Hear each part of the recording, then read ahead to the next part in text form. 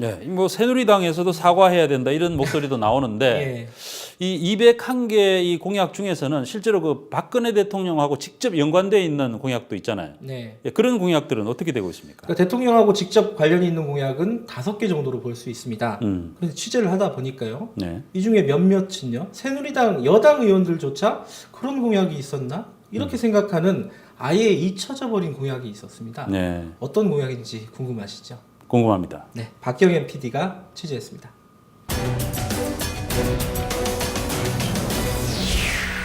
(2012년) 대선 당시 박근혜 후보는 자신과 관련된 이런 내용의 공약을 발표합니다.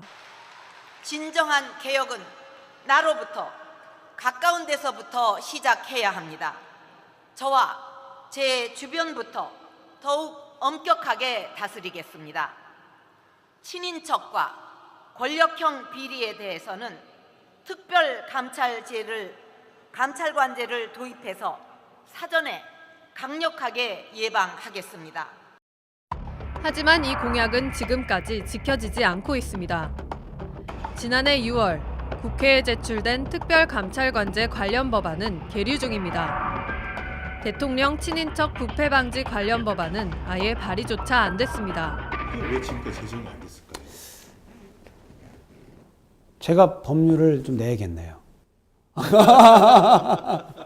저 사실 이거에 대해서 예. 지금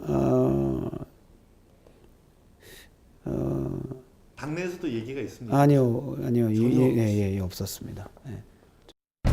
그 사이 지난해 9월에는 박근혜 대통령의 조카가 억대 사기 혐의로 구속됐고 10월에는 박 대통령의 조카 사이가 불공정 주식 거래 혐의로 불구속 기소됐습니다.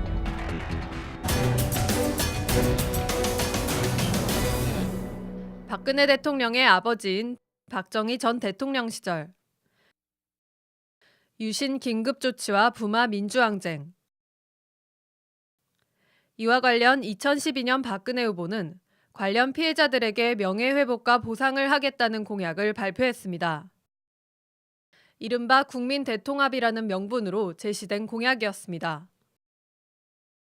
특히 공약을 실천한다며 대선을 한 달여 앞둔 2012년 11월 관련 법안을 국회에 제출했습니다.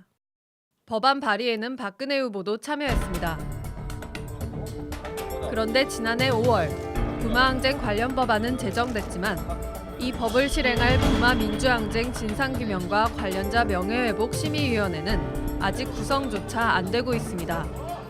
아무래도 임명권이 대통령께서 있으니까 그거는 저희들이 그렇게 시간을 조정할 수 있는 그런 상황이 아니기 때문에 긴급조치 피해자 명예회복 법안은 지금까지 계류 중입니다. 언제 법안이 통과될지 미지수입니다. 긴급조치 피해자 명예회복이었습니다. 어머, 근데 이건 정말 거의 논의도 안 되네요. 논의가 안 됐어요. 논의도 안 되네요. 이거는 언론과 국민이 집요하게 요구를 해야죠. 공약을 지키라고. 그리고 이 부분은 투명한 정부를 만들겠다며 내세웠던 정부 3.0 공약. 그러나 정작 청와대와 관련된 정보엔 접근하기가 힘듭니다. 정부 3.0 공약을 지킨다며 다음 달부터 시행되는 부처의 결재문서 등 원문 정보 공개 제도. 그러나 대통령실과 부속기관은 모두 제외됐습니다. 정부 3.0 공약에 청와대만 거꾸로 가고 있는 것입니다. 중요한 기록들을 가장 많이 가지고 있는 청와대에서 자기들만 쏙 빠진 채 정보를 공개한다는 것은 말이 되지 않습니다.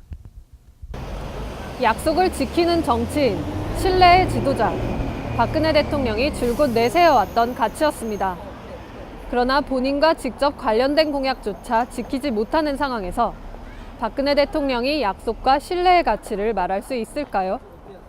국민과의 약속을 지킬 기회, 이제 4년이 채 남지 않았습니다. 뉴스타파 박경현입니다.